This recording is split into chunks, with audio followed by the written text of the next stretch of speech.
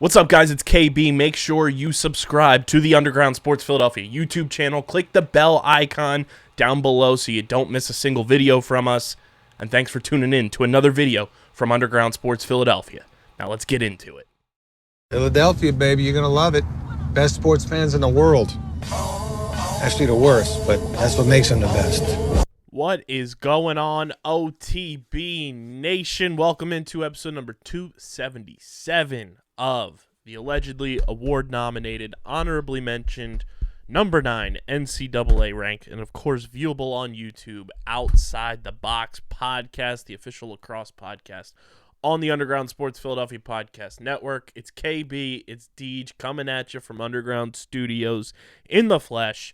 We've got so much to talk about on this episode, from the NLL Finals, we've got Game 3, we've got PLL season predictions, Week 1 on deck. We have made it to Week 1 of the PLL. We'll get into everything going down in Albany, plus we'll recap our eventful weekend in the city of brotherly love for the national championship weekend, and Notre Dame being crowned Natty Champs, and Pat McAfee having Pat Gavino on the Pat McAfee show, and Chris, and we have a little update from our friends at the University of Miami Lacrosse. But before we get into all of that and more, be sure to follow us on the socials at otbunderground, Twitter, Instagram.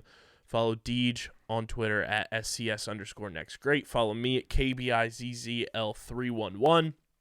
Subscribe to the podcast feed on Apple, Spotify, or wherever you decide to get your podcast. Leave a 5-star rating and review. It goes a long way for helping more people find the show, helps more people find Underground Sports Philadelphia, and helps us grow this company to the next level where we want to take it. So go subscribe. If you want to see us do some really cool stuff, especially in Columbus, Ohio in 2 weeks, go subscribe to the pod feed. And if you really want some cool stuff to happen, go subscribe to the YouTube channel, youtube.com/@undergroundsportsphiladelphia. That's where you get full video episodes of this show every single week. You get live streams, you get interviews, you get clips, shorts, and full video episodes of every podcast on this network. youtube.com/@undergroundsportsphiladelphia, where we are currently sitting at, as of this recording, 509 subscribers, trying to get to 600 by the end of June. 91 more of you need to subscribe so we can hit our goal. Go subscribe to the YouTube, youtube.com/@undergroundsportsphiladelphia. And be sure to get your merch, phiapparel.co. PHI Apparel Company provides unique designs and high-quality clothing for the great fans of Philly and our podcast network, and this podcast specifically. Got OTB logo shirts, OTB hoodies. Go get them things. We're working on some new designs that should be out in the next couple of weeks, hopefully. That's my goal. So stay tuned for those as well. And with their original designs for all, there's no doubt you'll stand out in the crowd. We want to see as many people this year wearing OTB merch at PLL weekends as humanly possible. We want you guys tagging us at the weekends we're not in person at PLL weekends in OTB merch. We want to see you rocking OTB merch this summer. Listeners can use promo code UNDERGROUND for 10% off any apparel order when you shop online at phiapparel.co. That's phiapparel.co, code UNDERGROUND for 10% off any merch order. It's free shipping now as well. It's the most effective and direct way to support everything we're doing. So go get your merch. Tag us when you get it. We want to see where you're rocking it from. phiapparel.co, code UNDERGROUND, 10% off your order. Deej, what's poppin'? You've been in studio all week. You've been making appearances on shows all week. And you're living the dream, as Matt would say. Yeah, I actually am living the dream. I have partially been feeling what it would be like if we had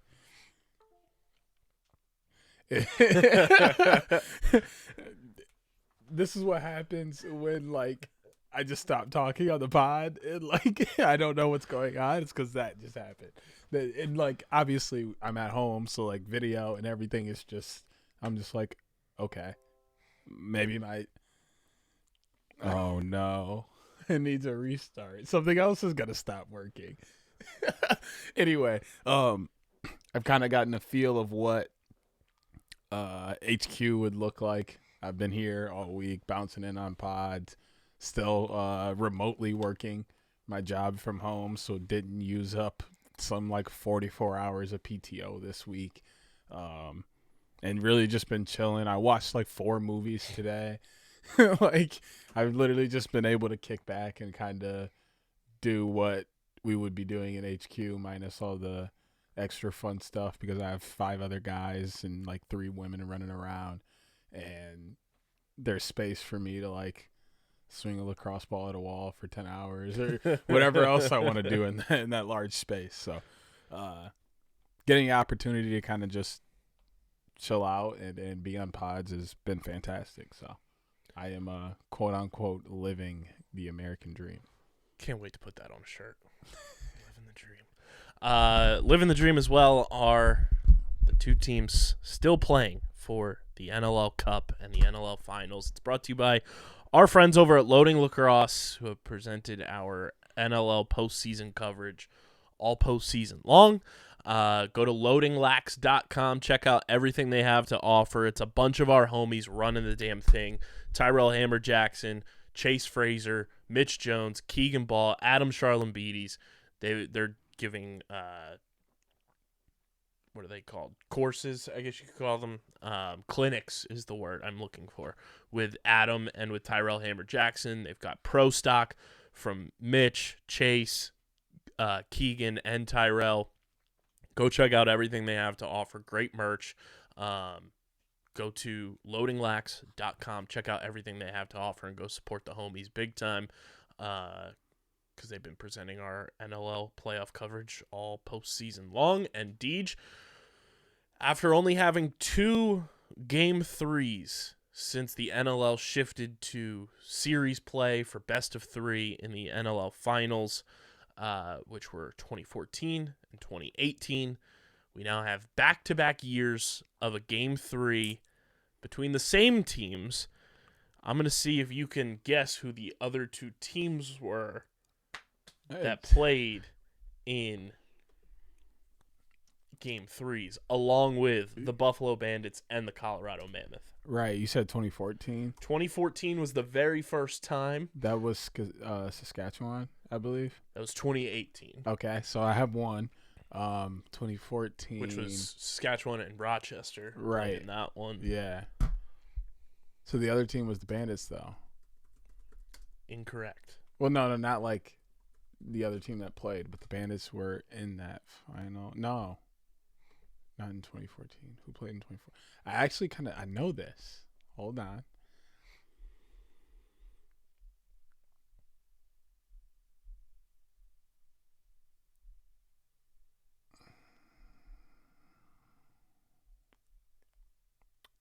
Yeah, so that 2018 one was Saskatchewan over Rochester 2-1.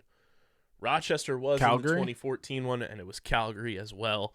That was part of the Nighthawks 3-run dynasty, where they won 3 in a row from 2012 to 2014. And the fact that the Rochester Nighthawks were part of both previous ones is pretty wild. And now it is the Buffalo Bandits, the Colorado Mammoth, in back-to-back years of having a Game 3. Obviously a little bit different than last year's situation because not as many weeks involved as there were last year, where it was going week by week. But we've had 2 games so far. First one on Saturday, where Buffalo squeaked out a 13-12 win and genuinely needed guys to have career games. The boy, Ian McKay, had a new career high in assists, not only just for the postseason, but for his career in general. 7 assists to Hoka, 5-point game. Kyle Buchanan had 6 assists. Dane Smith had 6 points, including 5 goals. And Buffalo needed every single one of those because they won 13-12 in Game 1. The fact that Colorado played the way that they did and still kept this as a 1-goal game just shows you the sicko mode that they are on when it comes to the postseason. This entire run of the playoffs, too, dates back to when they won by 1 against San Diego to even get to this position. They just know how to grind out, and they just don't quit. If Colorado goes on to win the title, because I think if Buffalo wins, you give the MVP to Dane Smith. Like, that's a no-brainer. Buffalo goes on to win. Genuinely think Ryan Lee is your NLL MVP. Colorado. That's what I mean. I got you. Colorado wins. Ryan Lee is your NLL Finals MVP. He has been on another level. Led Colorado in points in Game 1. He went absolute sicko mode in Game 2, which we'll get into as well. But these two teams just love competing against each other, and I love just the intensity that they play with against each other. Don't get me wrong. I absolutely love Ryan Lee. Cannot wait for him to be rocking green. That's what I forgot to do. I forgot to change. I was going to wear Redwood stuff today. And really excited for him to be putting on the green and white again this summer and playing for the Redwoods once he's done wrapping up this. But it's extremely tough for me to say that anyone not named Dylan Ward deserves to be MVP on this team. Like you mentioned, as bad as this team played, that game was 13-12 mostly because of Dylan Ward. He robbed a lot of shots that night. And then, but 6 points is 6 points. So it's tough. Ryan Lee overall so far has 13 points in the NLL Finals. Not saying he doesn't deserve it, but when Ward goes out and has 42 saves in Game 1. 38 in Game 2. He's got 80-some.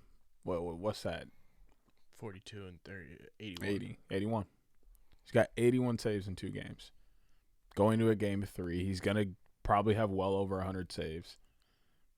It's hard to say that he's not the reason why, especially when you got guys like Ian popping off for 7 assists in a game. Dane has 5 goals. Tahoka had, 3 and 2, I think it was on Monday. Mm-hmm. Or not Monday, on Saturday. So it's like when they're actually putting together one of their better offensive runs of the year, they've been really good offensively. I stand corrected. Ian had 7 total points. He had 6 assists. And still, that's a ton. It's tough. They did all of that with 42 saves in that game. So it's hard for me to give that away to someone else, especially as a defensive guy. Like, I care about my goalie more than anybody. I don't care what goes on. I'll fight you for my goalie still to this day. That kid knows that too. He could text me at any moment, call me at any moment, be like, hey, I need you for whatever, and I'm going to be there. That's just how I feel about goalies. Like, we have to protect them because they take 1,000 shots a game just because that's what they want to do. So, yeah, I can take 2 or 3, and it's hard not, in my opinion, not to give him MVP. As a coach, I have yet to give my goalie MVP, but it's been extremely hard because he hasn't I'll say been this caliber. MVP, like, I don't disagree with anything you just said about Dylan Ward because he's been phenomenal. I think MVP will get determined if Colorado wins this series. Will get determined if the game is more similar to Game 1 or Game 2. If it's similar to Game 1, where it's a 1-goal game, I think that's when they'll lean offense. If it's similar to Game 2, where Dylan Ward only gave up 10 goals and Colorado's just dominant across the board, that's when I think you see Dylan Ward get the nod for MVP, because then he's limiting this Bandits offense. Sure, they're also without Josh Byrne. We'll get into that as well. Where he's limiting this Buffalo offense from scoring past him and scoring past his defense. That's when I think you'll see. I'm just thinking from a professional sports standpoint, too, of how they typically dish out these championship game MVPs, where we just saw in the Eastern Conference Finals. I love Jimmy Butler. Shouldn't have gotten the Eastern Conference MVP. They gave it to him because he was the best player on the team. I don't think that should always be the narrative. That's just me. You know how we talk about awards and everything on this show if you're a longtime listener. But that's how I'm viewing it optically from the standpoint of, okay, if it's a close game, it's a 1-goal game, 2-goal game, I think they'll lean offense if it's Colorado winning. Same, and almost foregone conclusion that it's Dane to win for Buffalo, so there's not even a question. And that's no, slight to Matt Vince or anybody else on the team. Literally It's just no Dane one. has been on pure sicko mode. But then the other way around, I think Dylan Ward wins it if Colorado's defense in front of him is playing well. They limit Buffalo from scoring, and then they just kind of march on to victory like they did in Game 2. That's just how I'm processing it. I could be wrong. Who knows? But Buffalo got the job done in Game 1 at home. Weird deja vu going on, though, right now in the NLL Finals because Game 2 rolls around Monday afternoon, I should say. And Colorado just easy victory. Like the easiest victory you can get when it comes to playing the Buffalo Bandits. 6-goal win. 16-10 was the final. It was close in the first quarter and in the fourth quarter, but those middle sandwich pieces, Colorado wins both the second and the third quarter 5-2, and that's your difference is being able to step up in those middle portions of the game and outscore Buffalo and limit their scoring as well. Great job by the Mammoth. They were demolished at the face-off in this game too. But here's the thing. Buffalo played extremely sloppy. They played very just loose. Colorado could have won this game by even more. They had 11 power play opportunities in this game. That's what I was about to get at. That is outside of the Philadelphia-Rochester fight night brawl games. I don't remember a game in recent memory having one team disparagingly having that much more of an opportunity on the power play than I did in this game. I think it happened last year during Game 2 as well. That's crazy. Like, because Adam Levy, shout out, brought it up on Twitter that, like, the only time the Bandits really lose these playoff games is when they have 1,001 penalty minutes. 42 penalty minutes. That's tough. It seems like I'm definitely not blaming referees, but which we'll get into later in the episode after what we saw this weekend. Reffing is becoming a problem across a lot of sports in terms of like all kinds of things and just what we're seeing. Like, I think referees have a little too much power in a lot of circumstances. Like, granted, a lot of these were not really like ticky-tack calls. Two of them were mental mistakes. There were 2 illegal substitutions. You got to be better than that on the biggest stage. And then there was, 1, 2, 3, 4, 5 roughing penalties. Not sure what constitutes that. But you also 10 of those 42 minutes came on an unsportsmanlike conduct penalty in the fourth quarter. Right, which I don't but it's like the roughing is bunch of cross check penalties, bunch of slashing penalties. I get the cross check, but slashing and roughing are so subjective. And whenever I see a high number of either of those, it's kind of like because it's like even in high school, I have seen the craziest of things. One of my players, 2 hands on his stick, winds up a little bit, hits the guy right on the gloves. They call a slash. 2 plays later, my kid goes out there. They one hand wrap him, hit him in his leg, no slash. And I'm like, what's the difference? He's like, well, he got stick. And I was like, okay. And I just walked away. It's like, what else can I say to you at that point when you're clearly not, you're calling it all based off subject. Like, what you think is a slash is just a slash, and that's it. There's no way to really define a slash. Like, refereeing has really turned into a subjective thing. And, like, we see it affect games in this kind of way. Like, roughing is, I could push you, you could push me, and then he sees you, and then he calls roughing because you pushed me after I pushed you. but it's like he definitely saw me push you first too. So it's like, basically what I'm saying is Buffalo just has to play their game. That's where I'm going with this. I'm not necessarily blaming the refs, but you have to take the refs out of it. After a certain point, you can't give them ammunition. You can't do the extra little cheap things you would normally do. You can't try and get away with anything. You just have to play the way you know how to play and then go out there and win. Because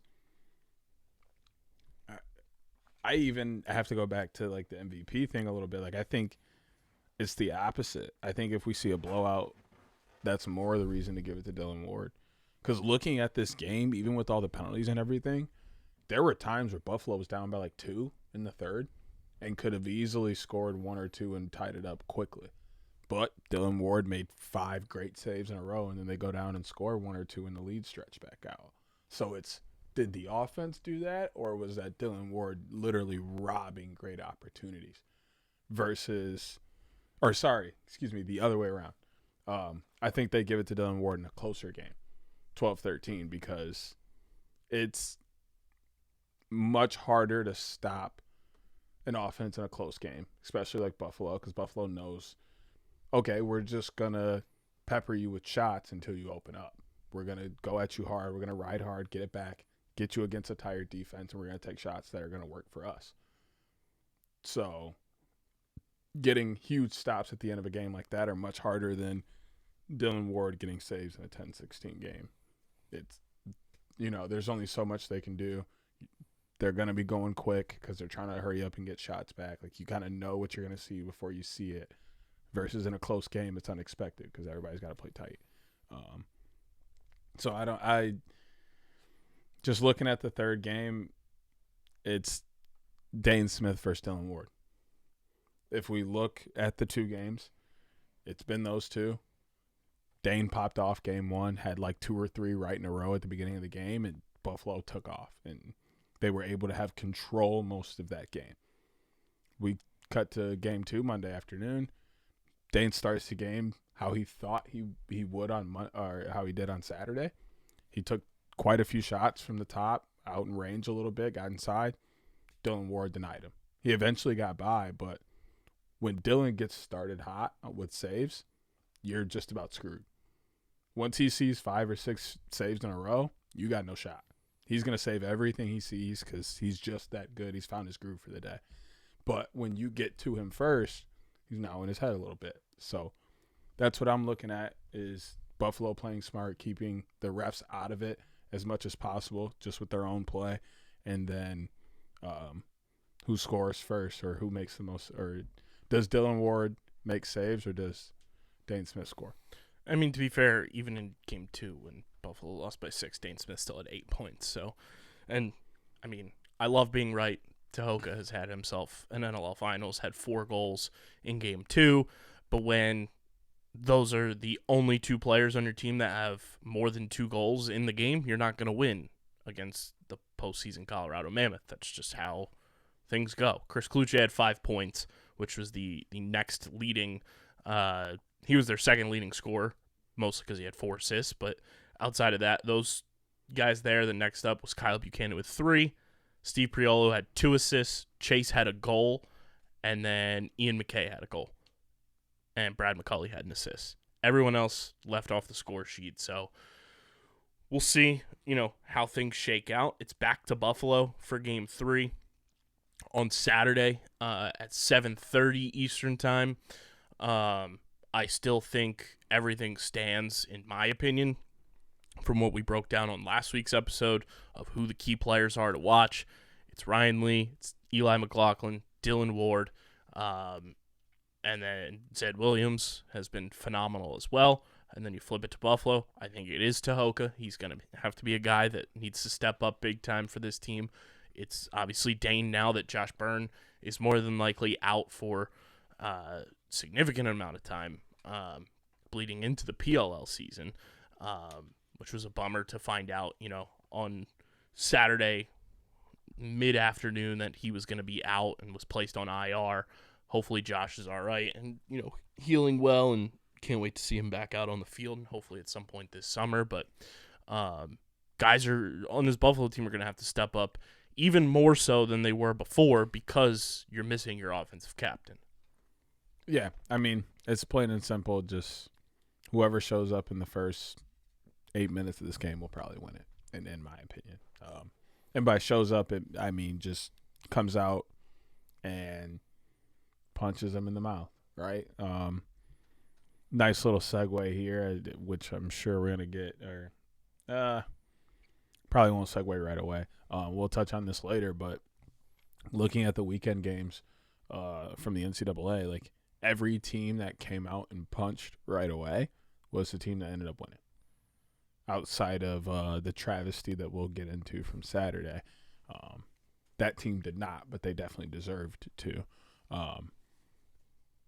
It did just coming out and being on the go from the first whistle and getting out to any kind of lead is what you want. You set the momentum, and then you get to decide the momentum from there. You get to decide how the game's going to be played because you have that first grasp.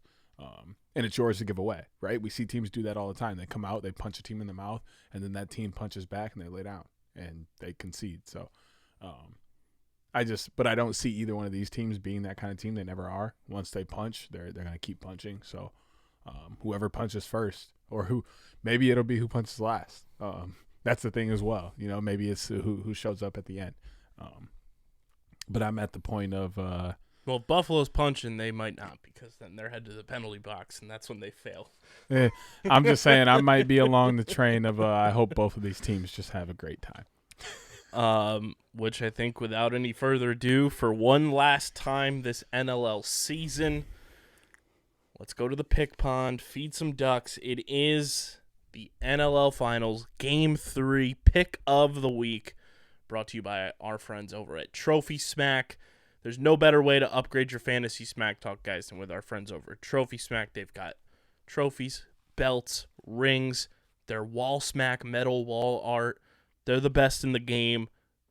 We just upgraded our fantasy football league that I'm in. Our trophy just got upgraded through Trophy Smack. Plus, they do all the engravings. Stop using those old dusty trophies that you got in a strip mall 10 years ago and upgrade to a fancy, nice new way to talk all the smack in your fantasy leagues. TrophySmack.com/underground. Link is in the description on YouTube and in the show notes on audio. TrophySmack.com/underground to upgrade your fantasy smack talk today. Deej, I feel like we are deja vuing. This feels very similar to this time last year when we were making our NLL Finals picks. We could finish tied in the overall picks, which is wild. We had ourselves one hell of an NLL pick season, and no matter how it goes, maybe it's just the friends we met along the way. But I feel like we are in the same boat as we were last year. I feel like at least the vibe I'm getting is you're going to go with your squad. I'm going to go with my squad. Whoa. Do not. Your postseason squad in this game is what I'm referencing. Okay. Because I am now a fan. But I feel like we are on a collision course here once again to just have the ultimate deja vu factor and prove me right. Are you going with the Buffalo Bandits? I am, just for the vibes. I can't. I'm just scared to pick the same. Well, no, I'm not gonna. I can't do that to you. I have to give you the opportunity to tie. Because just going with the same team as you just guarantees that I finish a game ahead of you. There has to be some type of something on the line. Leverage. There has to be something on the line, and that's all I have to give you. So, yes, Buffalo. But I also truly believe in Buffalo. I mentioned last week on the pod talking about teams playing a team for the third time and getting over the hump. I believe Buffalo is here. This is that third time. It's time for them to get over the hump. So, yeah, I'm going with Buffalo. I think they got it. I'm riding the wave. I got to go with the boys who I have just had an odd attachment to since the 2018-2019 season, all the way back at NLL HQ. I got to ride with the Mammoth, and if they go back-to-back, that's just insane. And two different styles of getting there as well. It is unfortunate that Josh Byrne is not playing, as far as we know, because we don't get the injury reports until right before the game, but that's just me. I digress. I wish Josh was playing. Like, you never want to see a team not at full strength, especially on the biggest stage. So it sucks that, you know, one of the most talented players on the planet is not playing on the biggest stage. And how badly Josh wants to play in this, I can only give you an iota of how badly he wants to play, just knowing Josh and having been around him for all these years now. So that sucks, and I hate that he's not able to go out and play in this series, because he's a difference maker no matter what, and it would just be all the more fun to see Josh Byrne injected into this series and see what would truly divulge and happen. But I'm gonna go with the Mammoth. You're going Bandits. There it is, the final pick of the 2022-2023 NLL Pick'em season. Brought to you by our friends over at Trophy Smack. But at the end of the day, we both just want both teams to have fun. Like, because we have boys on both teams, and it would be awesome to see Buffalo finally get over that championship hump that they're on, see the boys win a title in the NLL, that we've seen a bunch of them win a PLL title before and playing 4 straight PLL titles now. And then obviously on the Colorado side, to see Dylan Ward, Zed, Ryan Lee, Eli, my boy Anthony Jochum go back-to-back would be fantastic. Truly, like, just hope both teams have fun, nobody gets injured, and we just have a final great game of the NLL Finals. So good luck to the boys, and 7:30, it all goes down in Bandit Land. But Deej, from the floor to the field, before we even get into the games that are going down this weekend in Albany, which we will be there for. If you're going to be in Albany, hit us up on the socials, DM us, let us know. We'd love to meet up with you. The PLL jersey refresh from Champion, not a sponsor, has happened. Let's talk about these jerseys. Our good pal, friend of the program, Sarah Griffin, did her jersey rankings for the season as well on the PLL website.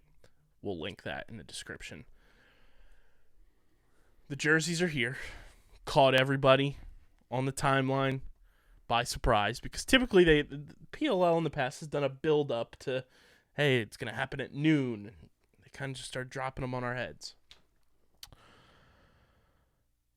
I think there was a lot of mixed reviews on the timeline about these jerseys. I think there was a lot of consensus on who won the jersey refresh.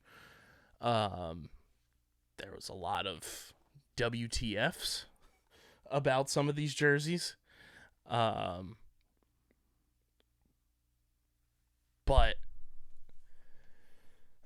I tweeted, maybe my mind will change when I see them in person this weekend. And I hope I'm right. But as of this moment right now, these PLL jerseys are very meh to me. Just looking at them, they really don't move the needle for me one way or another, outside of a couple, and it's the other way, compared to what we've had in years past for those teams and how cool and, like, unique their jerseys were. I think the clear consensus that everybody had was, once again, Chaos has won the jersey title. That was at least the Twitter consensus that everybody had, which I didn't even fully agree with. I think they won the color uniform win. Their white jersey left a little bit to be desired, from me at least. The Water Dogs getting the Lars Tiffany patch on the back of the jersey instead of the PLO logo is a very cool touch. These jerseys really did not do too much for me whatsoever. All right. So I'm an honest man. When we first got looks at these, I was horrified. Absolutely horrified. Didn't like a single one. But I've been telling you over and over, the more I look at them, the little more fond I become. But I also played, and I also did the whole deep dive into lacrosse history when I first started playing. So a lot of this is nostalgic.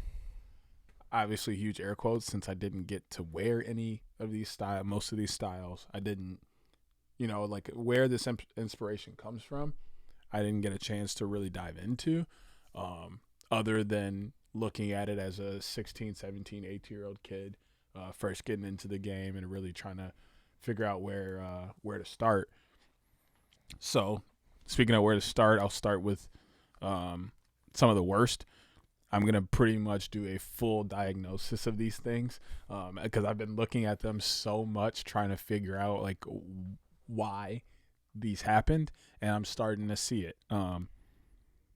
The old school. Welcome to Jersey Analytics on the Outside the Box podcast, because as you all know, and if you're a first-time listener, welcome.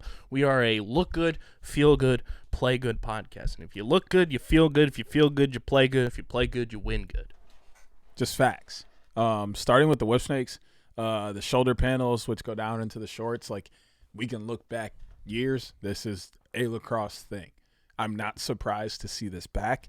I don't know if I would have gone with the whip snakes and their color scheme to do this. I think I would have chosen probably the cannons if it was me personally to go ahead and do this. You can look back kind of at some of the stuff that they had in the MLL. They used that design, and it kind of looked good. But I'll say, like, the pictures we got online didn't help with this design. Like, the original design mock-up that we got right away in terms of, like, tweets and everything, like, it made the design look very, like, what? Everybody's like, what is going on here? But then you see Rambo take the picture in it. You see the panels. Please tell me you zoomed in and looked at that stick he was holding, too, in that promo photo. Oh, of course. Of course. He's just funny. That stick looked like it was a McDonald's Happy Meal toy. I just write him. I write off like half the things he does as a joke. It's just so funny because like what else does he have to do? Pure plastic. It's just hilarious. But yeah, that was my thing. Is I'm kind of happy to see the panels back. I just don't know if I would have gone with the whips to do it. And I honestly think their white ones look a little bit better than the teal. Even though I've been a huge fan of their teal jerseys. Then we'll move on to the cannons. Numbers on the front. Don't get me wrong. Numbers on the front have been in like every jersey ever in every sport. PLL decided to go, nah, we ain't doing that. We just put logos there. So now it's weird that y'all decide to bring numbers back. Y'all can't do that. We gotta get rid of this numbers on the front thing. And also it's just extremely bland. Like seriously, these are I do like the cannon sleeves. I'll say that. That's the worst part about it all. That's like I disagree. I think the number on the front is fucking terrible. I mean, yeah, I don't like the number on the front, but like, and I get they're trying to do the history and nostalgia thing because that's what they tweeted, right? But it's like it's the dragon meme. It's everybody looking all fierce and then just looking like a derp. I think it looks so out of place. I think the little stupid whatever they slapped on the shoulders is what makes them look so dumb. Because like, what you should have just left the shoulders at that point. Looks like, way better than the whip shoulders. I'll say that. No, you're bugging because you didn't play. That doesn't mean anything. It does. It does. You don't get it because you didn't experience the panels in any kind of way. We actually had panels on my old high school jerseys, and they were awful. Actually, now that I'm thinking back on it, those panels were awful. But those ones look a little bit better. But like, seriously, the cannons is just like it would look so much better if they left the sleeves clean, in my opinion. Don't put any type of marking on the sleeves and just go real basic and just go letters and numbers. And then I would have liked it because then it's like you're going nostalgic clean. Like you're going for that clean nostalgic look and it would have looked really clean. The shoulders seem just a little bit extra, in my opinion. And then I guess we got to go Water Dogs. I'm trying to go like worst to best, and in my opinion I just think Water Dogs is also extremely bland. They just put their logo on Bland is just boring. like but that's the word bland, boring, nothing. They're all the same in my book. Like they literally just slapped their logo on a light purple and a dark purple jersey and called it good. Like not okay. There's so much you could do with the Water Dogs here. Like even if you keep just the little water waves at the bottom, like it gives it something. But they kind of stepped away from that and just went like basic solid color with the logo on it. So maybe there's some like small design in it that I'm missing that I'll be able to see up close while we're there on Saturday and Sunday. But as of right now, Well, they're not wearing any of these jerseys on Saturday because they're true. wearing their blackout And I jerseys will that have not say, been revealed yet. those might be fire. If there is fires, I think they are. Just like be ready for like a on the spot review of me like screaming through my camera on my phone because like but moving on. This one, the Archers, there's potential here. I don't know what it is. I don't hate the Archers orange. I don't hate it. I love the color. I think they got it right with the orange and how it looks. And the arrows on the side, I mean, very fitting. Just like, I don't know. I think the Archers have one of the best. It's not terrible, in my opinion. I just can't put like them. If you're looking at one of those like classic internet tier ranking things, I'd put the Archers in like an A tier. Oh. Because you always have the S tier. And if you had to put an S tier, I think there's only one jersey that's in that. I'd put it in the B tier. Yeah, I put a B tier. But like A tier ain't bad. I agree. It's like one of the better, but there's just like something missing from it. I'm not sure what it is that's missing, but there's something. And then the boys are up next, sadly. They got the colors right. I like the yellow on the sleeves and on the bottom of the shorts and everything. What we're missing is these Mario Kart booster trail shits we were talking about. Those got to be trees. I'm so tired of that's the it. stripes. That's it. Make these racing strips, and you know what it reminds me of, actually, like, you know how you're like playing like Forza or Need for Speed or whatever, and you got the fucking driving line. That's exactly what it looks like. They literally have a 3-lane highway on the front of their jersey. It looks like a driving path, and it's just like, dude. That's the thing that is my biggest across the board with all of these that I think I really enjoyed from the Adidas era into, you know, switching over to Champion, but still very minimalistic changes. And then we've gotten the specialty jerseys and everything, is just the details that match the team branding. From the Redwoods having trees, the Water Dogs having waves, the snake skin. Yes, it's on the side panels for whips, but like it being the full jersey is so much cooler. The chainmail, which you guys know I love, for chrome. Even the smoke on the Cannons jerseys when they came into the PLL, like, it's very minimal, but it was cool. It was a cool little touch. Chaos being just a chaotic, you know, whole jumbled thing, it fit their brand. And then the only one that's truly kind of stayed similar from the Adidas into now Champion is the Archers almost. They just added the stripe panels on these ones. The only one team that has kind of stayed to that moniker in this new era is Atlas. And looking at the Atlas jersey a little more close here, way better than initially anticipated. They still kind of kept that swirl logo in there that goes across the entire jersey. But the elimination of just like identity on these jerseys, they feel just so generic and so create a team. And, you know, I love everybody at the PLL. They're our homies. They support us. I just think Champion missed the mark on so many just like minor details that could have been implemented on so many of these jerseys that it just stripped these teams of what made their identity so unique. I think it goes into Because look at the Archers, Chrome, and Redwoods, and they all have stripes. Cool. But I think it just goes into the region/city thing. I think they kind of stepped away from the designs they had. One, because they felt like those were tied to Adidas a little bit. There's that thing. They may have gotten pushback from Champion saying, like, we don't want it to be too similar to Adidas and what you had with them. We want to do our own thing. But there's also, the idea of going to regions and cities and trying to step away from what they started to then step into what they're going into. So there's kind of a couple of reasons why this could have happened. But whatever the reason is, thanks. I hate it. I do agree that they kind of took some of that away. Like, it just takes the uniqueness and like I said, like, the one word that sticks out in my brain when I talk about it is the identity of these teams. Like, yeah, they have their logos, but, like, so much of you look at, every other sport and just, like, what their jerseys kind of are, that is part of their team identity. And it, the uniqueness of the PLL jerseys was part of this league and part of these teams' identities, and making them so, like, just, like, lateral and uniform the way that they are, it's just unfortunate, in my opinion.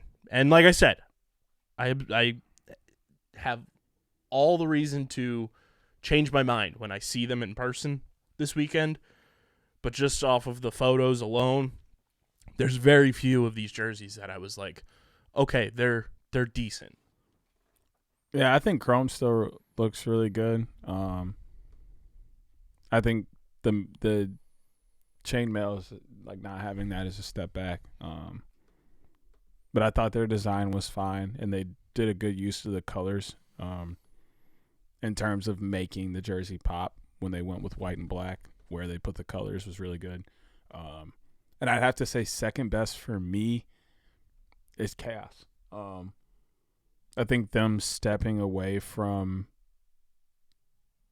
the pattern they had the first year was kind of crazy. But then when they went to the new jagged pattern, I was like, that's actually perfect. Like, huge fan of that. That looks chaotic. And then they kind of stepped away from that and went to this, like, triangular, like, tiger like, stripe kind of flares. Yeah, and I don't think I think their red jersey by far and away is, superior to their white jersey. They both look fine because of the design that they have. I just don't think it fit, like you said. I think it kind of steps away from the identity of the team, and they're already chaotic as a team, so having a chaotic jersey only made it better. But I still think it's a really good jersey. I'd probably have it A tier. I would put them in Chrome A tier, and I would put Woods Archers B tier. Cannons and Water Dogs C tier. Whip Snakes, Water Dogs C tier. Cannons would probably be C tier. Whips would probably be C tier as well. Actually, now that I'm thinking about the only, like, I just don't like the color scheme with that. But the only one I put S tier is Atlas. The more I look at it, they still have the swirl pattern. Shades of light blue are actually my favorite color. So they have that going for them as well. And then that's something about the way the horns play off onto the shoulders. I just think they did do a good job of keeping some form of the old identity of the Atlas here. And they use the colors well. They use the horns well. I just really like this design. I think it's the best one they had this year, and I don't think that was by accident. There's two jerseys. If you catch the drift I'm going with here, the man up top did start with the Atlas. There's two jerseys in my book that are in the S tier. It's the red Chaos jersey, because I'm splitting these up as well, just with the home away, however you want to classify them. The red Chaos jersey and this blue Atlas jersey are hands down the best of the best. Archers is a little step below, along with Chrome. the chrome black jersey, to be specific, the Archers orange jersey. And then I'll have to sift through everything else. But those two, the red Chaos and the blue Atlas jersey, are hands down, in my book, the best. Plus, Atlas added the horns on the sleeves, which I think is a cool little touch because it'll match their helmets. But we'll probably tweet a tier list graphic for each of us to sift through everything and let us know how you guys feel about the jerseys as well in the YouTube comment section. Tweet at us. We want to hear your thoughts as well. But Deej, it is PLL season. PLL is here. Yes, sir. And we've got games. We've got predictions to make, just like we did last year. Now, with the PLL, it's a little more difficult to kind of do like records and basing everything. I like what Joe Keegan tweeted out today. He's got his newsletter coming out on Friday where he's going to give his prediction for his last place team. I kind of like that concept because everybody else is going to make the playoffs. So predicting who's going to miss the playoffs is a lot more fun to look back on and see how truly wrong we were. So I think we predict who misses the playoffs, which will be very fun. We're going to give our typical award. We're not going to go through, which 5 attackmen are going to win attackman of the year and this, that, and the third, and our first team all pro and all that. We're just going to give generic predictions there, and then we'll get into the picks of the week, also brought to you by Trophy Smack. But Deej, the PLL is here, and these are the matchups. It's Redwoods Atlas on ABC and ESPN Plus at 1 p.m. on Saturday, followed by Cannons Archers, the Marcus Holman revenge game. Already off rip. Then we've got championship rematch of Chaos Water Dogs on Sunday. Is it revenge if they didn't trade him? It's the get back game. Get back for what? For not being good enough as Archer? They never really did anything there. He did personally. I mean, yeah, but they didn't. What are we revenging? I'm just trying to build narratives, goddammit. Let me live. Okay, go ahead. The Archers still retain Marcus Holman's 3 straight accuracy competition trophies. So you got to go steal them back? I'm here for it. He's got to be accurate and steal them back. I'm here for it. And then Chaos Water Dogs rematch at 1 p.m. on ABC and ESPN Plus on Sunday, followed by Whips Chrome at 3:30. So those are the matchups. We'll get into predictions and everything as well for those games in just a little bit. But let's do our season predictions off rip. Reigning MVP will not be playing this year. So there's a door open for a new MVP. We'll give a singular kind of, offensive player of the year, which we get to, divulge into and see who gets, the attackman of the year.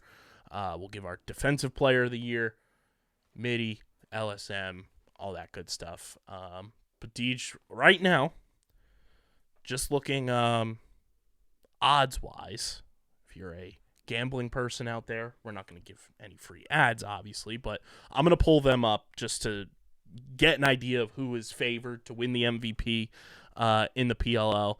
But how are you kind of diving into things knowing that your guy, and I'm giving you that your guy title, Lyle Thompson, obviously not playing this year, so the MVP is wide open for a new player to win the award. Who do you think takes the crown of MVP in the PLL this year? Wow. This is going to be hard. I can give you the odds too, because I have the MVP odds.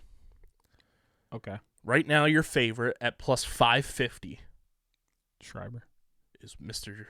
Agent 007. Oh, okay. Jeff T. Teeter. Okay. Tom Schreiber and Logan Wisnauskas are tied for second best odds at plus 800, followed by Michael Sowers at plus 1,000, followed by 3 players tied at plus 1,300 in Zed Williams, Trevor Baptiste, Grant Ament, and then next up with the 3-way ties, Kieran McCardle, Josh Byrne, Blaze Reardon, and then Matt Rambo and Chris Gray at plus 2,500, and then everybody else is plus 3,000 on.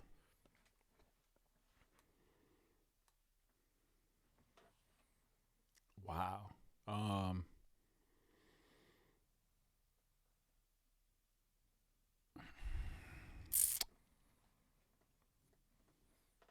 This is so tough.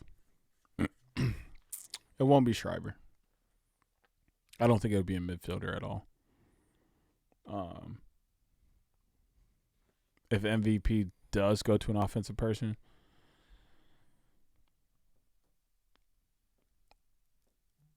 I think it'll be Grant Ament. He has Schreiber up top. He's still got Connor Fields.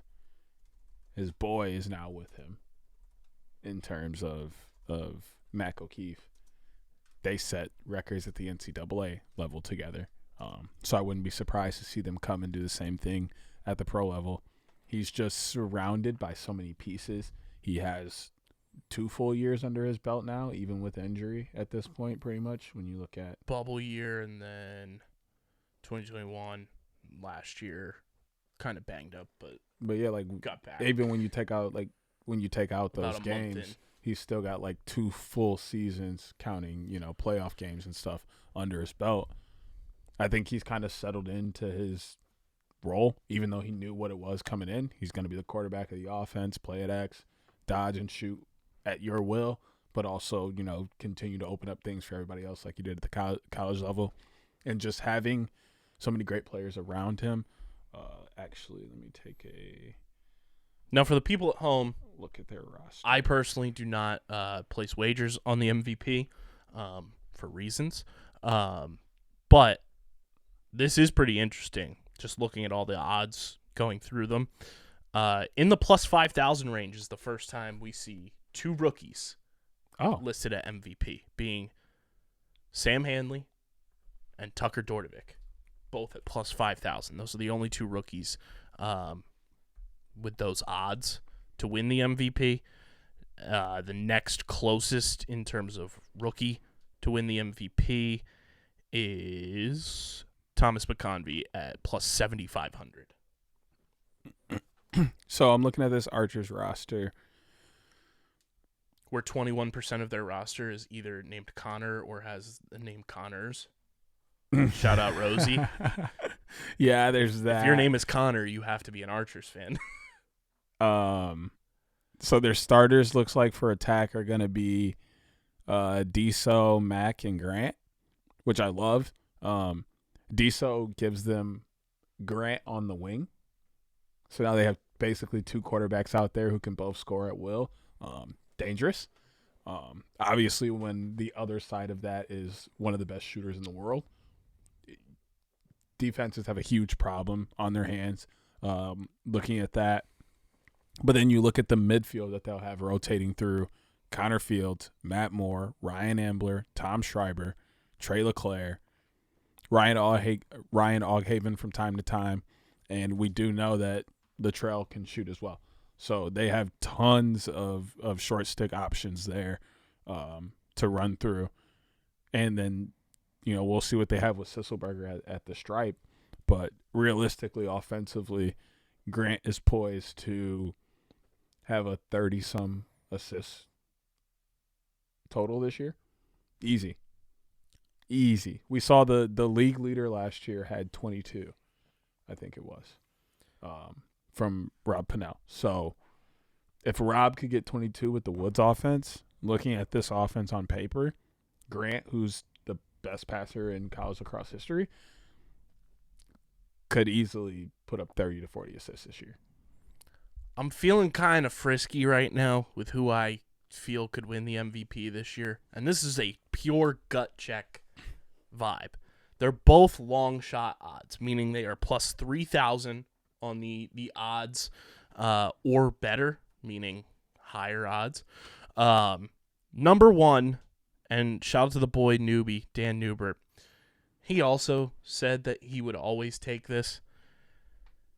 To give plus 3,000 odds in a new offense that I think is going to be very tailored to his skill set, not that his former team wasn't, Will Manny with the whips is very tantalizing, but that's not even my best pick. And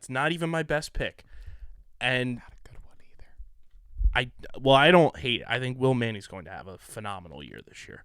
But it's going to sound weird, but this is my MVP pick. I'm putting it on the book. At plus 5,000, Sean Scanoni. That one sounds better than the other one. Sean Scanoni, I just believe in I believe in him this week. I'm just saying in For general, sure. I believe in this Chrome squad after seeing them perform the way they did at the championship series, having that ability where they are the last PLL team, along with Atlas, obviously, to have a collective unit of their team play together at any given time. And they have a win in their back pocket now. They know they can win at some sort of level in the PLL. Sure, it was sixes, but they've won a championship together as a core unit there. They've added unbelievable pieces. They're running it back pretty much with the same squad outside of a couple retirements. And obviously Brendan Nickturn not going to be available until around July. But I think Sean Scanoni could have just an unbelievable season. I don't think enough people talk about how good of a goalie he is, because obviously there are phenomenal goalies in the PLL across the board, and he kind of just gets thrown under the radar, which I think for his game is fantastic. I'm going all in. Sean Scanoni is my 2023 PLL MVP at plus 5,000, and I advise everybody to take that and just sprinkle a little bit on it if you're a gambling person, because what's the worst that could happen? He doesn't win it. Okay. Plus 5,000, that's like, look at last year. Trevor Baptiste going into the year, I think there's a point where he was plus 10,000 to win the MVP. People were winning buku bucks on Trevor to win the MVP when that finally cashed. So I would love to see Sean Scanoni win the MVP, which means Chrome would be poised for a phenomenal season this year, which I think they are. So I'll take Sean Scanoni as my MVP. Deej, who's your attackman of the year? I'll give a couple in this regard. Number one is the man Kieran. I think he's a lock, if you ask me. I don't even think it's a question. I think it's a lock. I think he'll have an even better year than he had last year. So I don't see any questions there. But I will. It's just tough because Sowers is going to be healthy most of the year. Fingers crossed. He's coming into the year I don't think healthy. that changes too much, though. I don't think it changes from your argument. I just don't. I just hope they. I would think that they will continue to run through Kieran, but a healthy Michael Sowers is hard to not run through, which may take a little production away from Kieran. I just don't know. But I also think, I personally think Kieran's a better option. I also think with Michael Sowers, they're going to continue doing what they did last year to help manage his his time on the field, where he'll have moments where he's running out of the box, and that gives Kieran more opportunities. Can't ignore Jeff Teat in this retrospect either. And as much as it pains me to say, I don't think Rob Pennell makes the list this year. I think Logan Wisnauskas does. Going along the point of, like you said, Chrome is kind of just riding nice momentum right now coming off the championship series. They're looking well in camp. And they kind of just have that vibe to them this year. A lot of people have been talking about them on the socials. Got a little buzz around them. I think they're going to have a pretty solid year. And a lot of that is going to be held by Wiz, who is playing alongside Cross Ferrara, who's coming off a fresh D3 national championship that we'll get to in a second. But he's going to have to step up a little bit. Cross is going to be fantastic, I'm sure, and so will the rest of the team. But with no Brendan Nickturn, it's kind of his car to drive now. He's got the keys. So at least for a month. Yeah, until he gets back. But like that month is going to be huge. Mm-hmm. We all see how starting the year, how important that is. And honestly, even when he gets back, it's going to get some time for Brendan to warm back up. So Wiz is going to have to be on his game during that standpoint as well. So yeah, I think Logan, Kieran, and Teeter, of course. I mean, obviously Kieran for the brand. That's just an on-brand pick there. Kieran could also win the MVP this year, hands down. I'm gonna go a little off script. I think there's a huge benefit for this first guy I'm gonna bring up, with the familiarity factor of who he is playing for now, and I think he's just going to mesh well with a lot of the pieces they have. It's tough to ignore Marcus Holman. Playing for his pops, playing with the guys that are going to be around him, and this is obviously no slight to him playing with Lyle would have been unbelievable. But I think there's going to be some fun aspects to Marcus and Ryan Drenner together that some people are talking about. But I think once we actually see it, it's going to be way more fun. And I think Drenner's going to be quarterbacking this Cannons offense most of the season. But for them to be paired up together is going to be so much fun to watch them kind of bounce off of each other, and their style of play, I think, tailors each other's skill sets very, very well. And I think it's going to benefit Marcus. So I'm going to say Marcus Holman in the discussion for Attackman of the Year. I also think, call me crazy, I think it's a huge benefit for him to have this new offense. Ryder Garnsey is going to have a year with John Grant Jr. at the helm of this offense. I think we are going to see a level of Ryder Garnsey we have not yet seen in the PLL in the best way possible. I think they're going to unlock so many unique skill sets with him to make him such a dynamic player, more so than he already is. And I'm like, he's the one guy I feel like nobody's talking about that's going to benefit from John Grant Jr. Being the offensive coordinator for the Woods. You know, everybody talks about, oh, it's going to help RP3. It's going to help Miles Jones. You bring in all the Denver guys with Eli McLaughlin. Ryan Lee is healthy.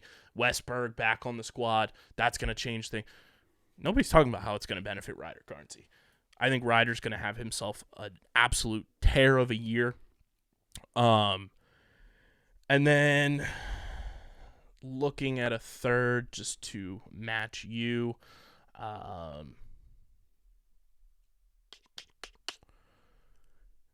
am going to...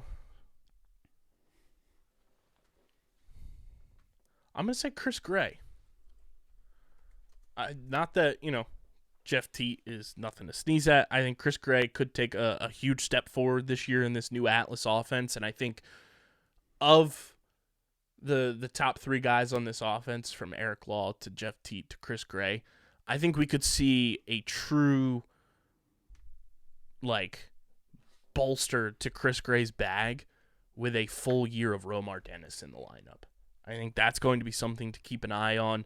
The way that Pressler has been praising Romar throughout training camp has been eye-opening, I think, for a lot of people. If you know Romar, you know he's got this in his bag, and it's going to be fun to see him actually on the field for a full year and not forced to bench duties and being inactive. So I think Chris Gray is going to be a huge benefit of that. So give me Chris Greasy, Marcus Holman, Ryder Garnsey for my Attackman of the Year. Your DPOY.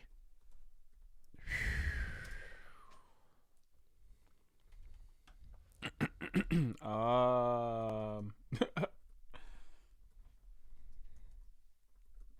me take a look at some of these guys here.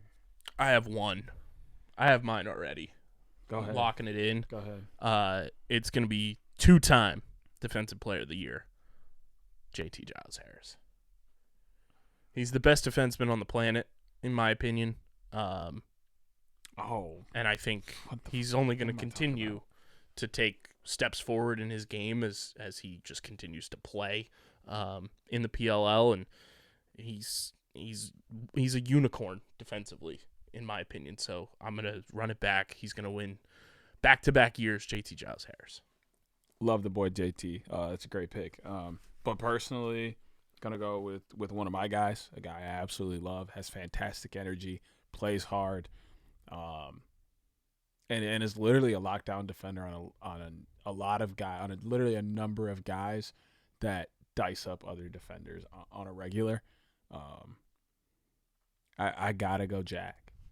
It's just gotten to the point to where it's like disrespectful how good he is, and people just don't want to give him the credit. I don't know if it's because he's 5'9" and chooses to not go downfield. Like he never really goes to the offensive side and tries too much down there. So maybe that's what's holding him back. But like, didn't he like almost win the trick shot? No, that was TD. I don't think, was he in the trick shot competition this past year? So. No, yeah, it was TD. But still, he's got his brother there, which is all vibes, fantastic. But like he has been the best defensive player on the planet the past couple years in terms of field. And it's shown at the chaos constantly going back or being in these close games at the end of the year in the playoffs. A lot of that is because of how well he takes their best player out of the game. He's an ex-defenseman. We all know how hard it is being an ex-defenseman. I was an ex-defenseman at one point. It's tough having that responsibility because you have to play almost perfectly. Like in terms of like your strategy, how you approach stick checks, which way you want to give them, how much pressure, all of that matters because not only can that ex-attackman score for himself, but he is an ex-attackman because he makes opportunities for everyone else at a better clip than everyone else. So you can't sag off a little bit and give him free hands because he will dice you on the cuts over and over and over and have 10 assists. But you can't be too physical because then he's going to blow by you and just score because he's been waiting for you to step up. Jack does a very good job of finding that perfect balance, being rough with these guys, but also giving them space and just attacking them into a way that they can't find a groove that other guys in the league are not doing. And I think it's a travesty that he hasn't won Depoy yet. Which brings us to goalie of the year, which if I have to go with my MVP pick, if Sean Scanoni's winning the MVP, he's winning goalie of the year. So I'm going to stick to my guns. Sean Scanoni wins goalie of the year. Wouldn't surprise me if any goalie wins this award this year, though, because that's just how goddamn good every goalie is in the league, from Blaze to Burnlor to Jack Kincannon to Dylan Ward.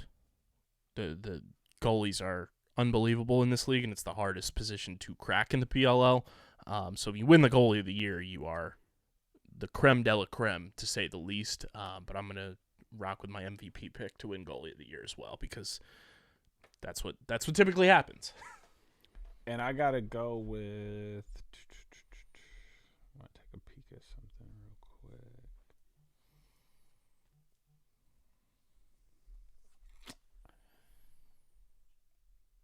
I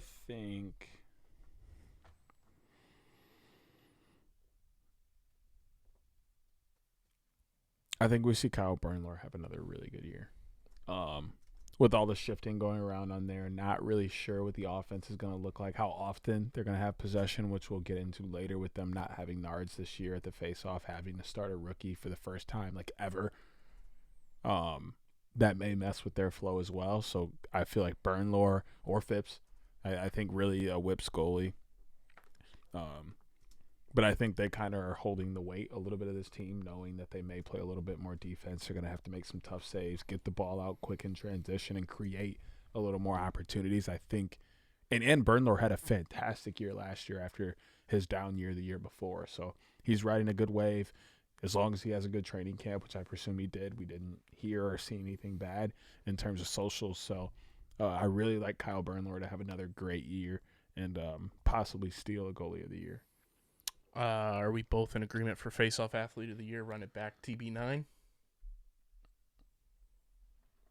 That's my pick, at least. Trevor's going to win it again. I like that. I have to throw the guy TD up there. I think he had a little bit of a down year last year. But I think he had a fantastic year in box this year in terms of what he started with the year before And I think TD sees the opportunity to actually be second best in the league behind Trevor, or maybe even best in the league this year in terms of no nards. Like, this is his opportunity to really cement himself as a PLL face-off guy. Like, everybody knew what he was coming into the league because of what he did in the NCAA, but he hasn't done what people really thought he would here in the PLL, and this is a great time for him to make that jump. So I think he may take the opportunity and have a really good year. And, could squeeze one out over Trevor. And that may come down to head-to-head, right? Like, I think they both will do really well against every other face-off guy in the league. But depending on who wins those head-to-head battles, how those head-to-head battles go, could be the reason it tips one way or the other. Rookie of the year next on the list. I am going with Tucker Dordevic to win the Rookie of the Year. I think he has looked phenomenal in every single clip that has been posted. And obviously, you got to know that it's a clip, so they're going to look great no matter what. But I'm very high on Tucker Dordevic going into this year. I think he fell to the perfect landing spot for his game. And he's gonna have himself a season. So I'm gonna go Tucker Dordevic to win the Rookie of the Year. I want to look through here a little bit.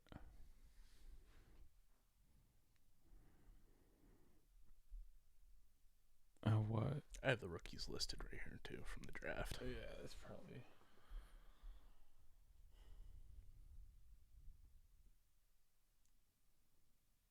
Like around 2.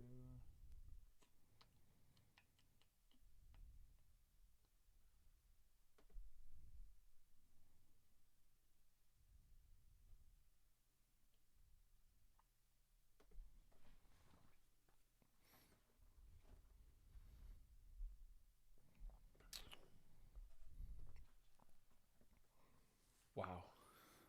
I'm not gonna say Tucker. I'm just not. I'll say Cross. Him getting that spot over Dylan says a lot. Dylan had a fantastic year last year. A really great year for Chrome. Great championship series. He's shed some weight. He's down to a really good size. He's dodging using his body still, but also shooting at the clip that he did at Brown. Like, I couldn't imagine that Cross would have, taken his spot. I thought he might have been a fourth attackman on the squad that got some running out of the box, maybe. I don't know if that's just a matchup thing this week, because Dylan is on the reserve roster too. It doesn't matter.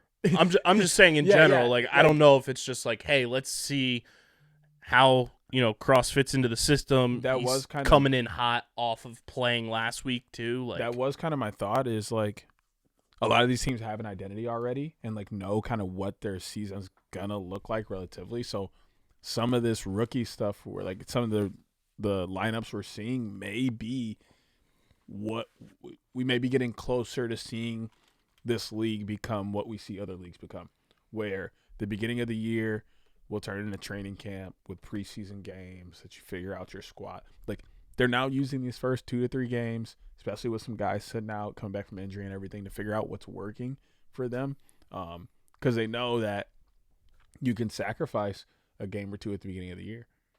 You can. We saw it happen with Chaos last year. They sacrificed like 6 and then somehow still got in.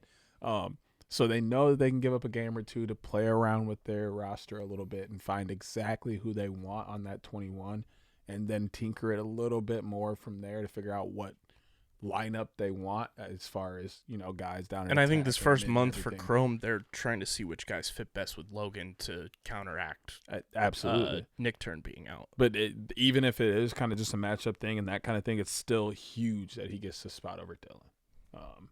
Because of how good of a year Dylan had last year, and he's coming back in really good shape. We know what kind of player Dylan is, what he's going to do for this team. Last year, there were times where Chrome couldn't get anything going. All of a sudden, he bulldozes a guy and stings a corner, and then they get 3 goals right after that. Like, that's just the kind of player Dylan was for the squad. So I think it says a lot that he gets that jump week 1, fresh off the championship. So I just kind of There's opportunity. I mean, that'd be great for my brand. That would be. I would be fantastic insufferable. for your brand. Yeah, I would know. be simply insufferable. I know. So I'm all about it. The PLL hasn't done this, but we're gonna implement it, at least on the pod. Comeback Player of the Year. I think there's a few candidates.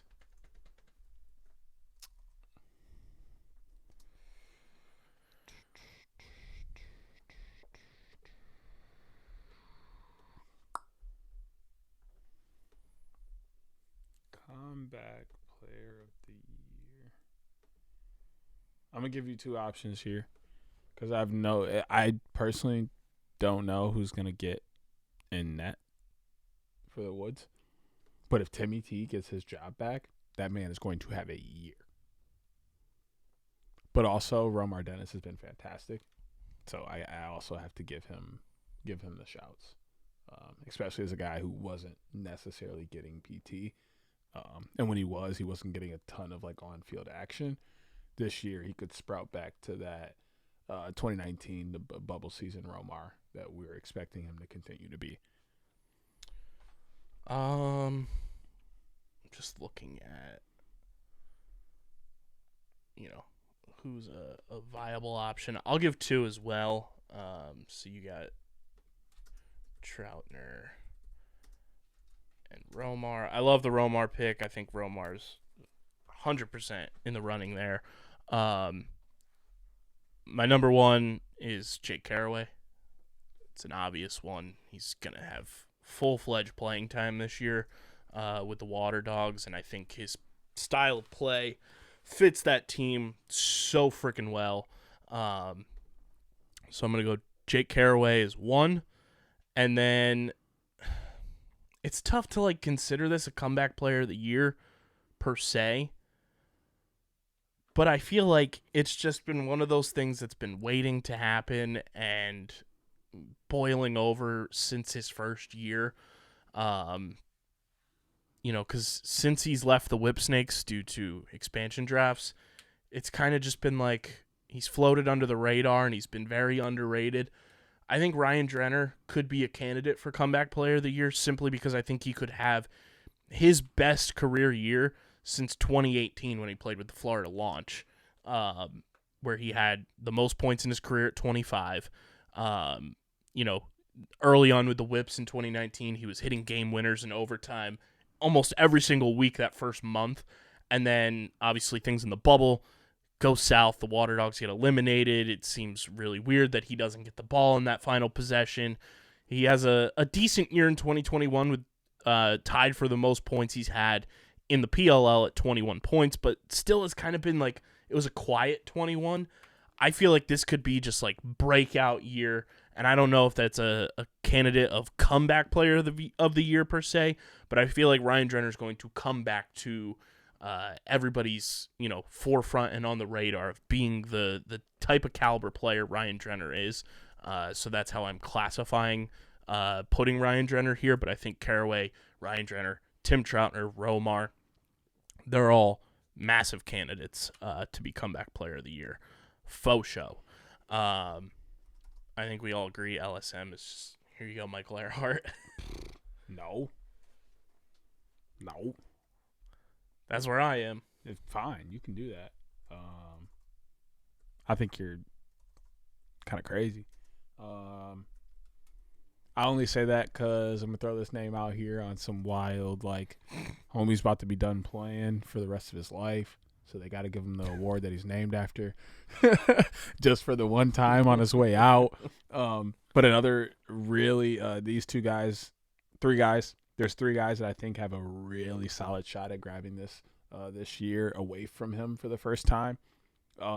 Kobe Smith seems to be finding his groove as a player and his swag. Not playing this week.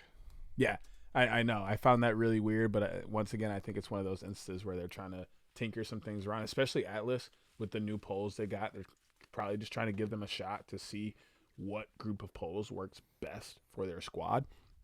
But when he gets back on the field, he's been dominant up top, shutting guys down, gets out in transition, has a nice shot. So I could see that working out for him. And the other two have just been dogs the entire time they've been playing pro, rather than Reeves and Eli Salama.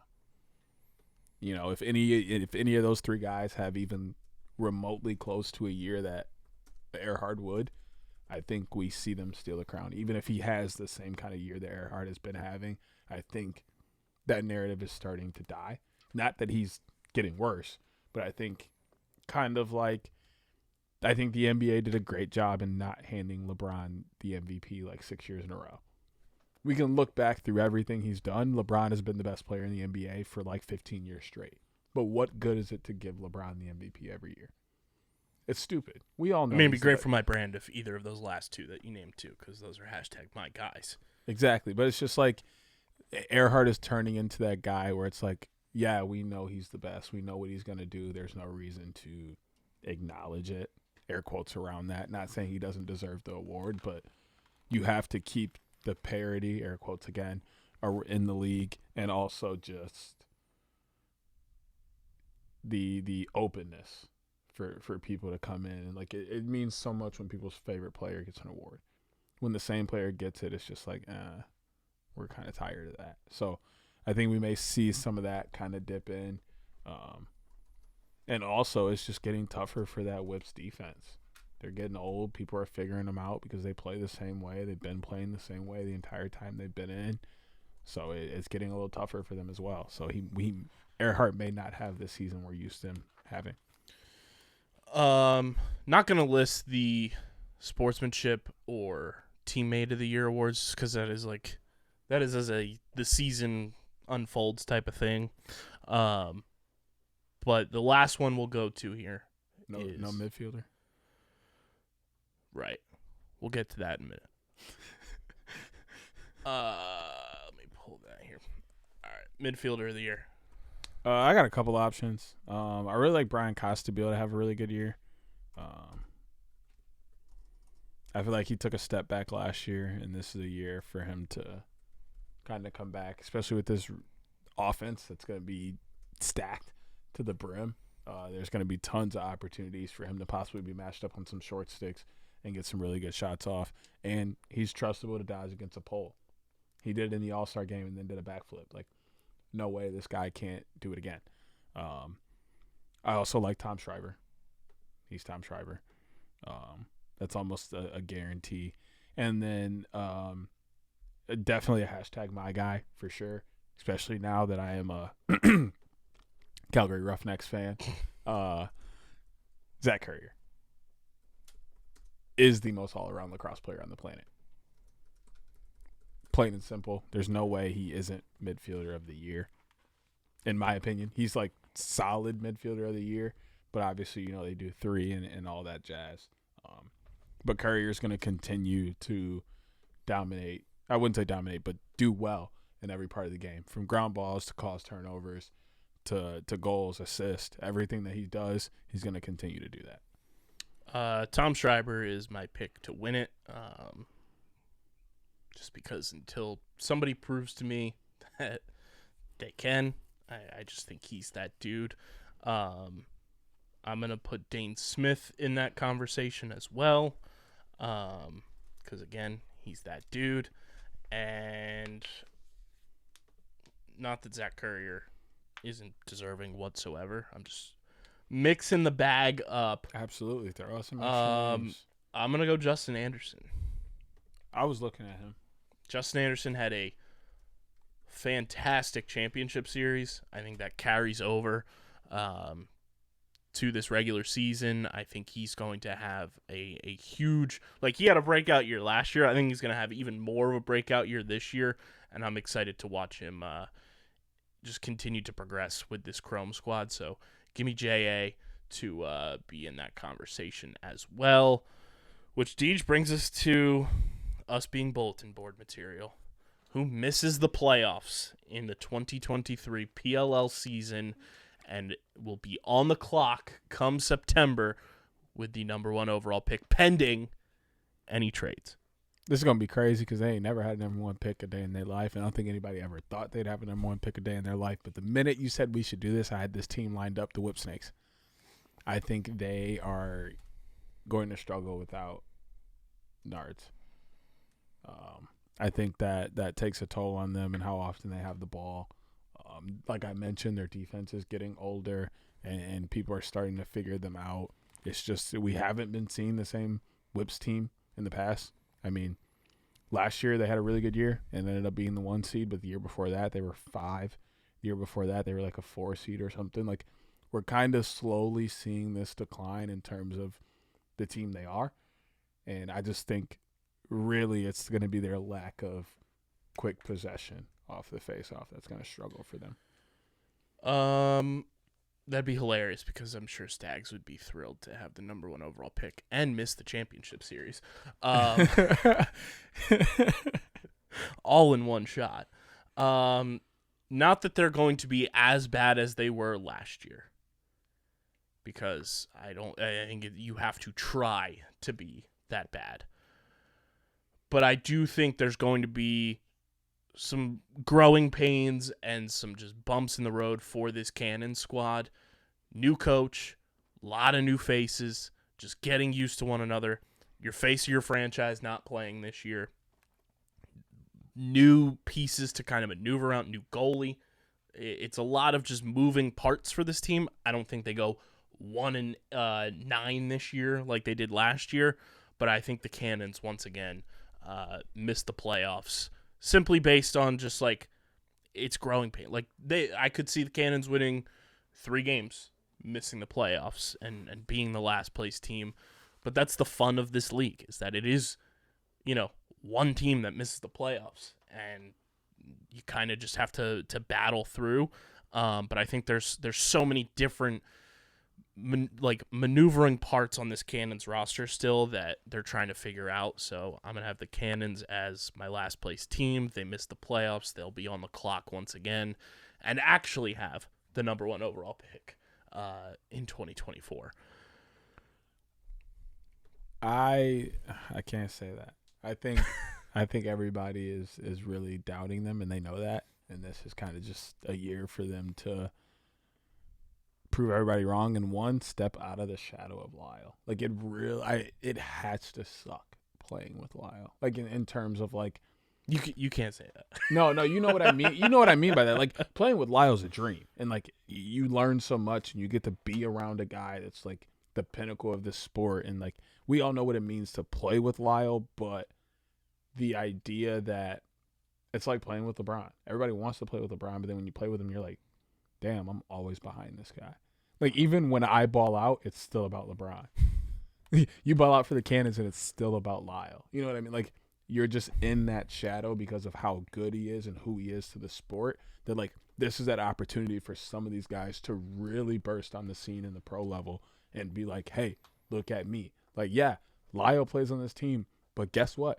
So do all of us, and we're just as good, but we're just shadowed behind him. Which is why I said they could win like 3 games, but they'll still finish last. I still don't trust their defense either. Which brings us to game week. PLL picks of the week brought to you by Trophy Smack. Like we mentioned, upgrade your fantasy smack talk with our friends over at Trophy Smack. TrophySmack.com/underground. 4 games, obviously. Deej first game on ABC. It's Redwoods. It's Atlas. In what just truly feels like the league is trying to turn into a rivalry, as these 2 teams will play each other twice this year. We've had great games against these teams in the past. It's going to be interesting to see who's on the broadcast. I don't know if you saw the new broadcast team this year, who's going to be involved on the broadcast. I did not. Well, we have analyst/reporter Charlotte North. Oh, okay. Sick. And analyst, former Redwood, Kyle Harrison. That's also sick. Joining the broadcast fold there. That's fire. Redwoods are 2.5-point dogs in this game, which I love. If you're a gambling person, take Redwoods 2.5 plus 2.5. Like, that is just damn near free money. I understand why everybody's so high on Atlas, especially coming off the way that they performed in the championship series. It's a new game, though. It's full field.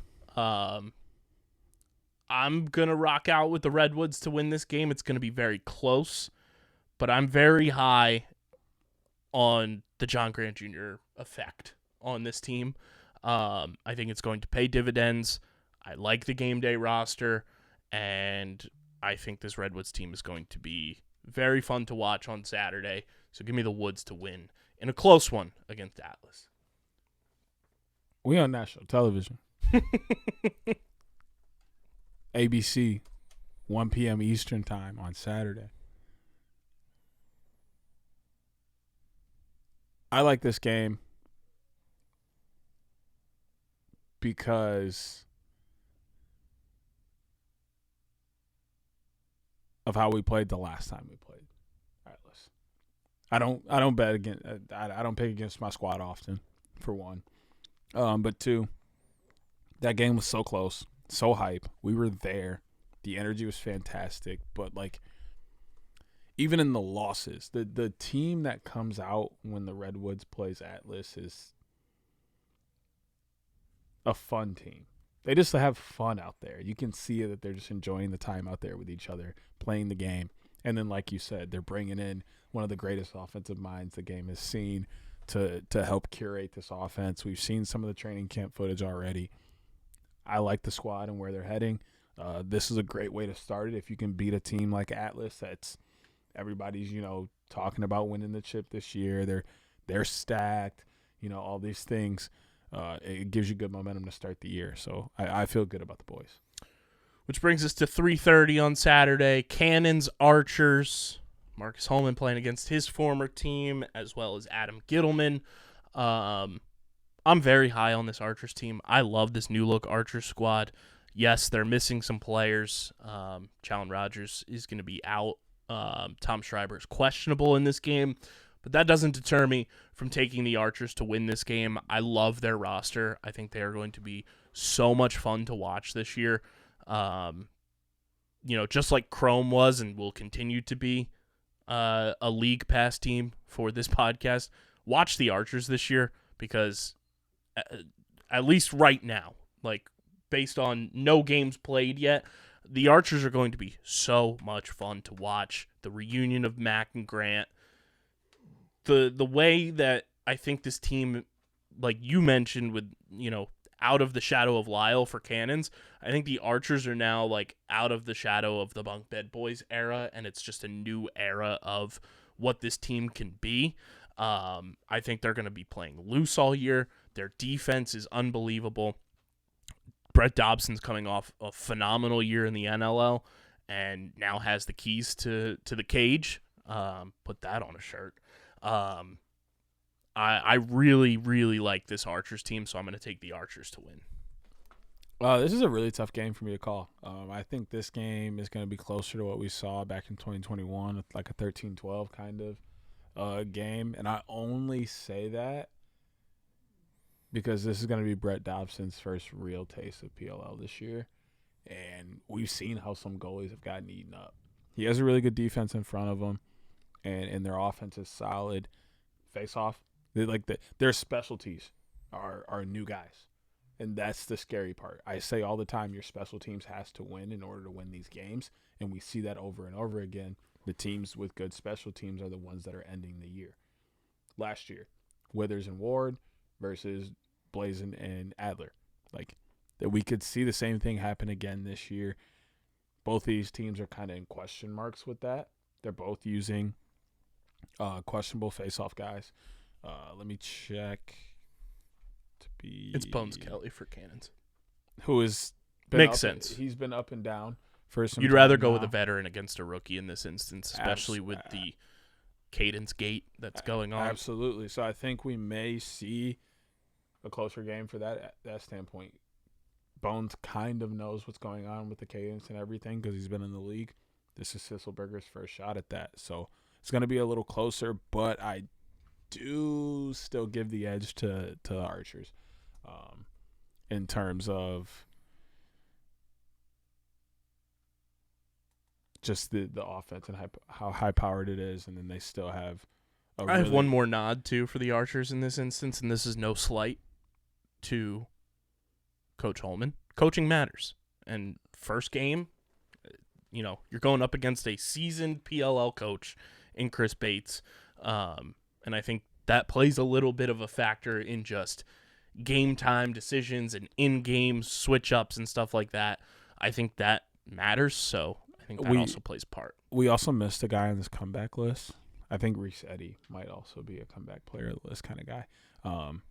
He's going to be playing D for the Archers, at least to start the year. Maybe just until they get Warren Jeffrey back. Like, I don't know. But he's down there. And even him paired with Matt McMahon and then Graham Hossick.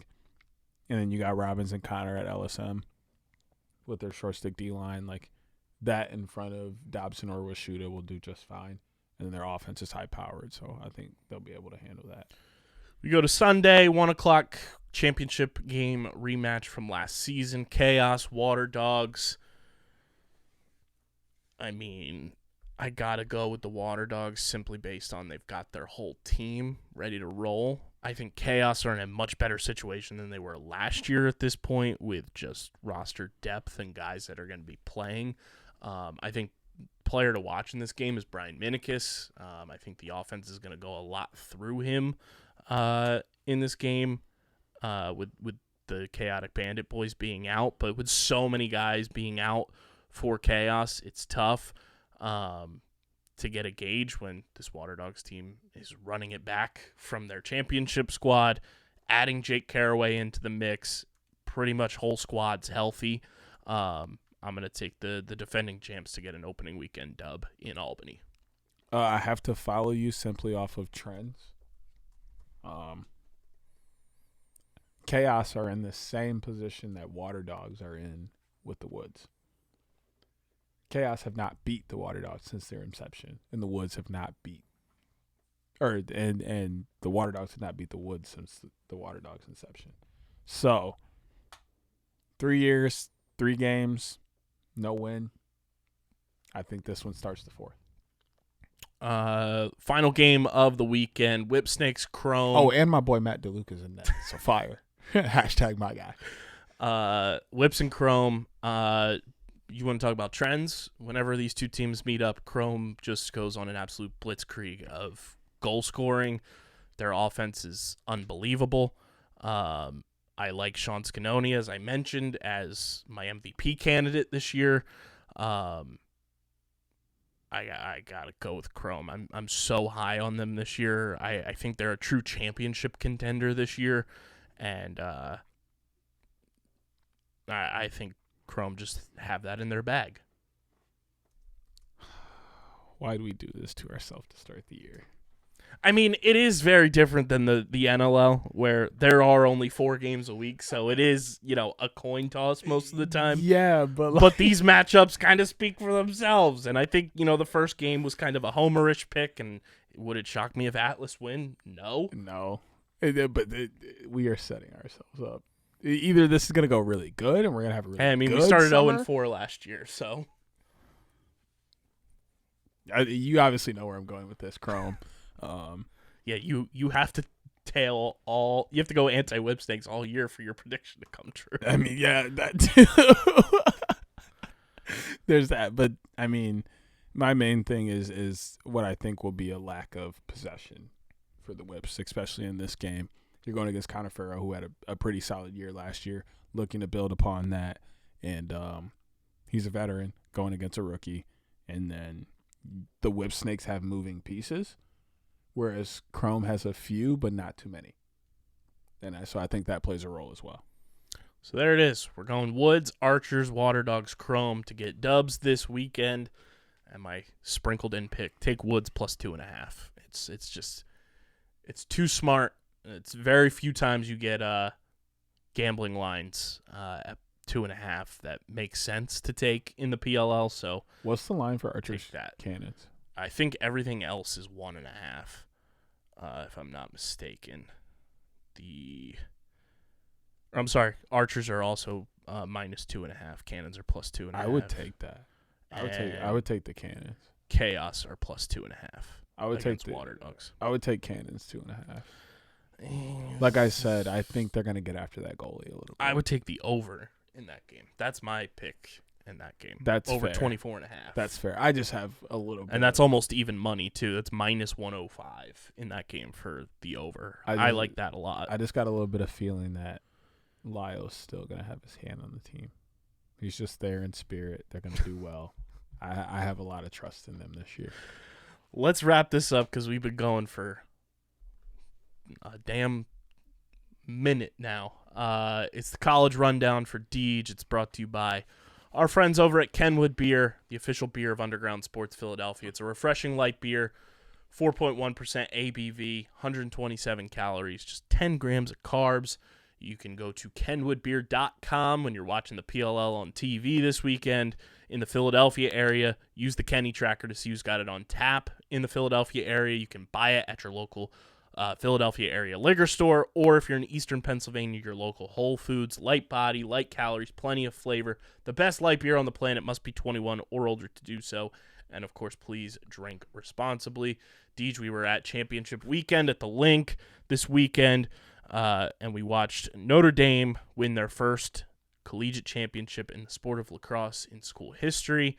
Wild weekend. Teams that wore white went 0 or stepped in the crease.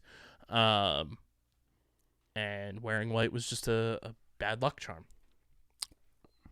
Well, good thing I'm black. Anyway. I'll see myself out.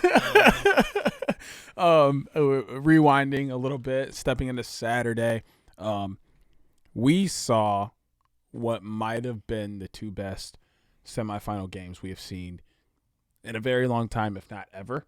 With both of them going to overtime, both of them having the drama they had, both of them having the antics, the goals, the hits. It was just, it was, we weren't even in the stadium, and we still felt and got to watch pieces of it, and it was fantastic. Starting with the lesser of the two dramatic ones, Notre Dame, Virginia going to overtime again. And it was just a back and forth slugfest the entire game. They were playing hard, fighting for ground balls, taking good shots, scoring, making saves. It was what everybody wanted to see in a lacrosse game. We get to overtime. Notre Dame has the ball. The play is scripted up for Tevlin to give it off to Dobson, set him a screen, get him sweeping over the top side, and let off just a cannon of a ripper that he has. Because, I mean, the guy can shoot the lights out from 60 yards away. Hint, hint. For those who like foreshadowing. Yeah, and it seemed like the perfect opportunity, perfect job, or perfect thing to go with. Get him sweep into a strong hand and let one off and walk into Monday hoping for a championship appearance or a championship. Instead, that play gets blown up. So what does Tevlin do? He tucks it, goes with a mini face dodge, twister between the legs, and we're walking off, and he's screaming his head off as he celebrates. So that was just fantastic to see. He had a fantastic weekend. He's coming to the woods soon. Very excited for everything Tev has going. And then there was the first game of the afternoon.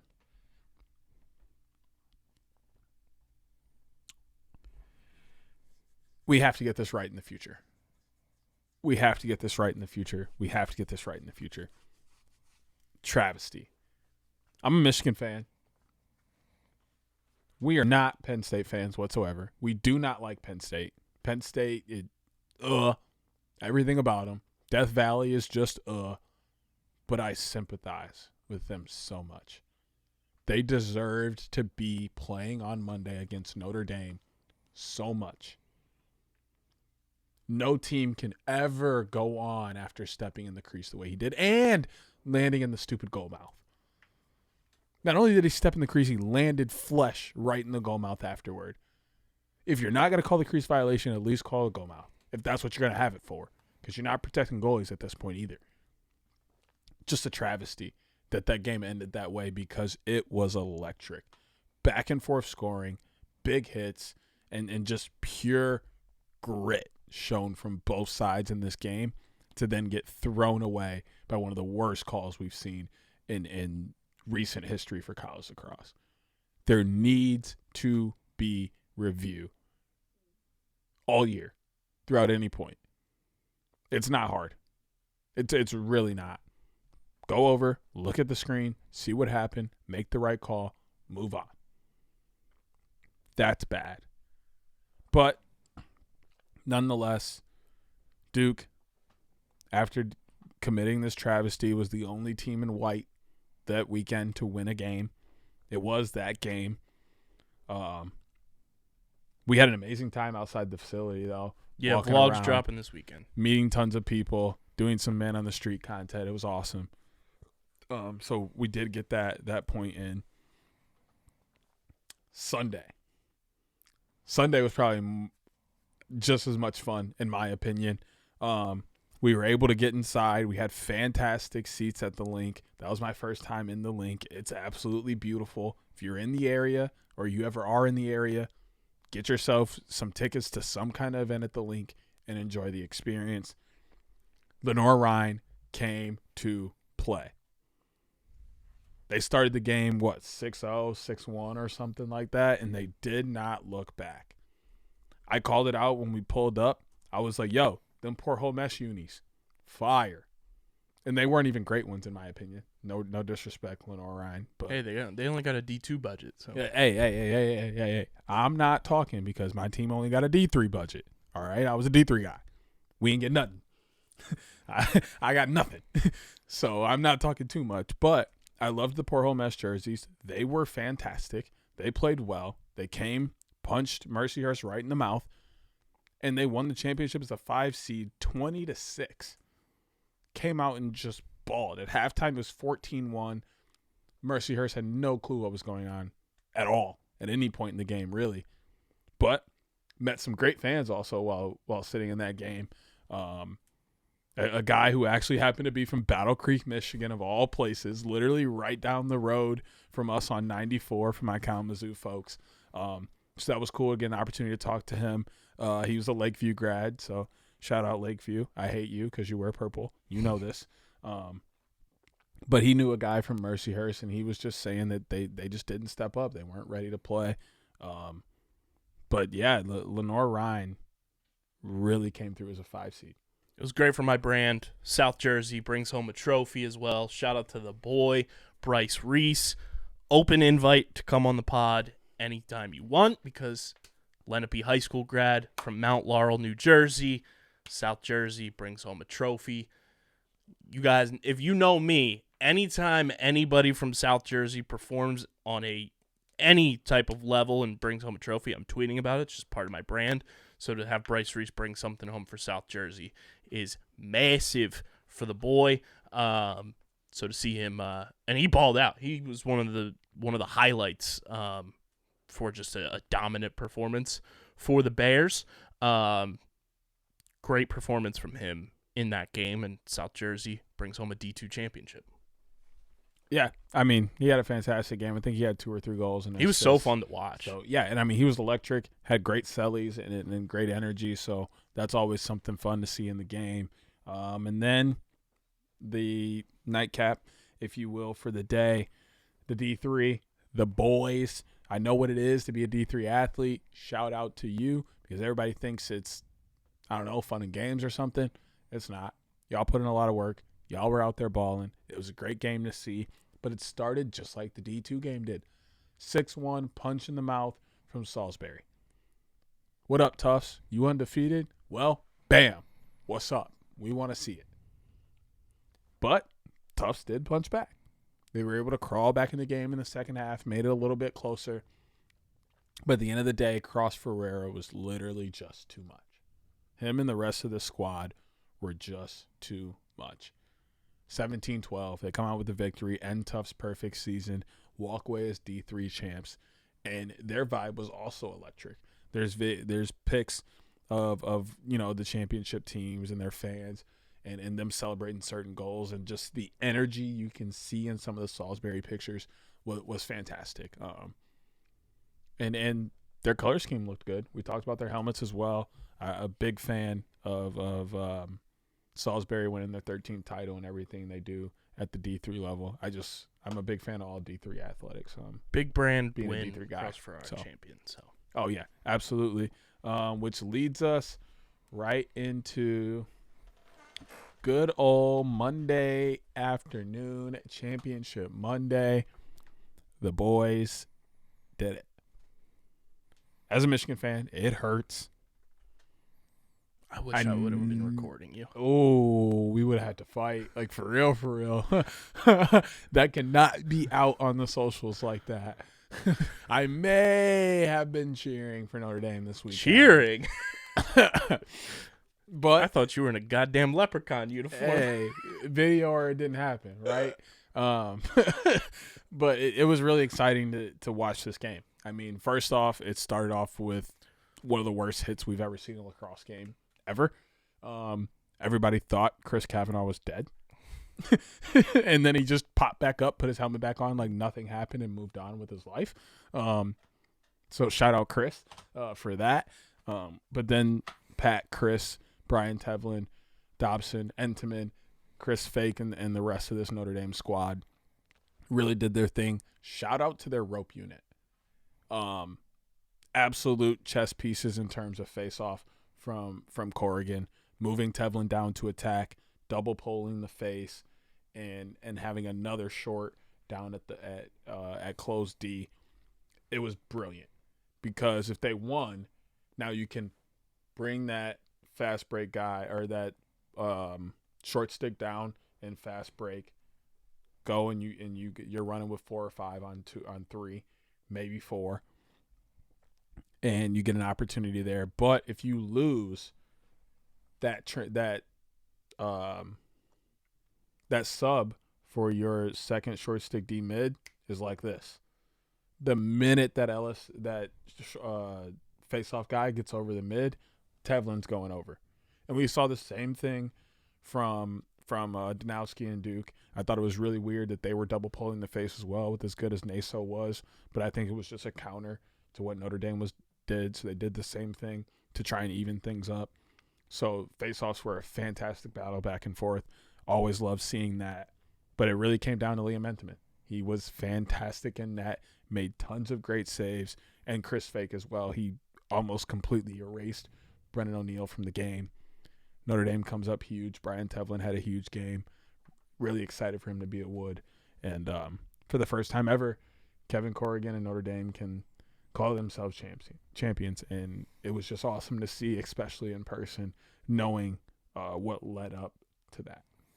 And then just some quick hitters. So we record this technically Friday morning, but Thursday night. Brennan O'Neill wins the Tewaaraton. Kind of expected almost. So shout out to him.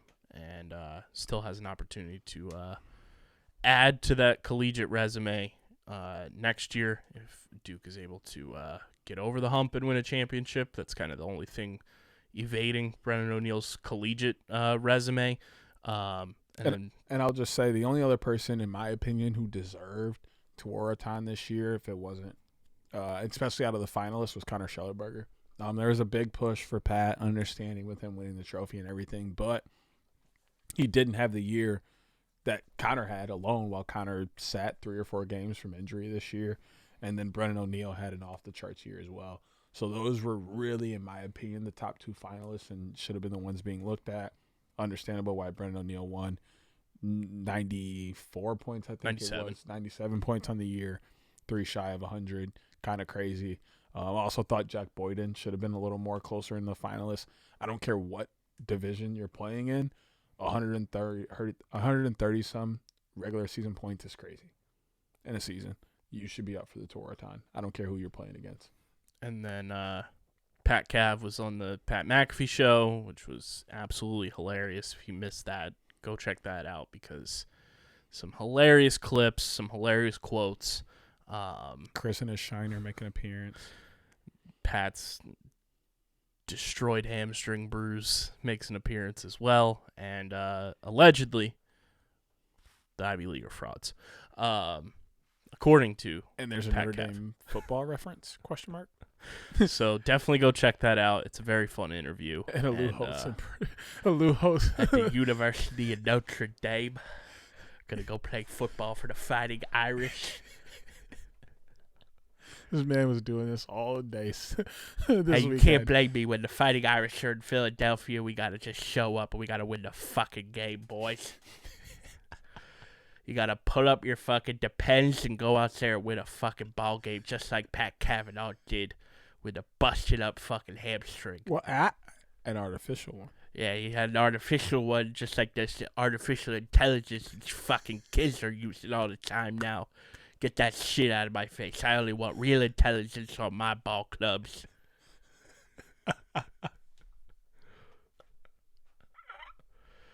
All right, boys, it's fucking late. I'm going to go back to bed because it's past my bedtime. Early bird specials on the rise.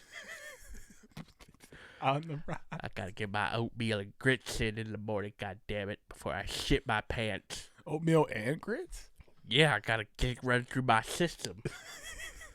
Got to Bacon? clear it out for that 4 o'clock early bird special menu for dinner. Bacon and cheese? You think my fucking gut can handle that at this fucking age, DJ? What the fuck? Hey, I'm just trying to give you a little taste of the South, man. You want my cholesterol to go through the fucking roof? That's what you want me to do. Bacon and cheese? That's fucking crazy. Do you see the price of Depends in this fucking country right now? Now you see how defenses feel trying to guard Pat and Chris Kavanaugh. Yeah, because they're fucking Catholic-raised Notre Dame boys. They do whatever it takes to fucking win. Shout out to that Enterman boy, too, telling Pat Cav to play through that fucking hamstring injury and stop being a baby about it. Unreal. Make sure you guys are following us on the socials at otbunderground all weekend from Albany on Twitter, Instagram. Our Man on the Street video vlog is going to be dropping on the YouTube channel this week, too, so stay tuned for that. Follow Deej on Twitter at SCS_NextGreat. Follow me at KBIZZL311. Subscribe to the podcast feed, Apple, Spotify. Leave a 5-star review. It goes a long way for helping more people find OTB and helping people find Underground Sports Philadelphia. So if you want to see us continue doing dope stuff, go subscribe to the podcast. Be a friend, tell a friend that this is the best lacrosse podcast to listen to, and you got to get down with OTB. And, of course, subscribe to the Underground Sports Philadelphia YouTube channel, youtube.com/@UndergroundSportsPhiladelphia. Full video episodes, clips, shorts, live streams, interviews, all on our YouTube channel. Go subscribe. We're trying to get to 600 subscribers by the end of June. We're at 509 right now as of this recording. So go subscribe. Be a friend, tell a friend. We're going to be getting people to subscribe to the channel all weekend long in Albany. So go subscribe and help us get to our next goal. And go get your merch, phiapparel.co, code underground for 10% off any and all merch orders, and tag us when you get your OTB merch because we want to see where you're rocking it from. We'll see everybody in Albany. Enjoy NLL Finals Game 3. And this has been episode number 277 of the allegedly award-nominated, honorably mentioned, number 9 NCAA ranked, and of course viewable on YouTube, Outside the Box Podcast, the official lacrosse podcast on the Underground Sports Philadelphia Podcast Network. For Deej, Coach Lou Holtz, I'm KB. We'll see everybody in Albany. Peace.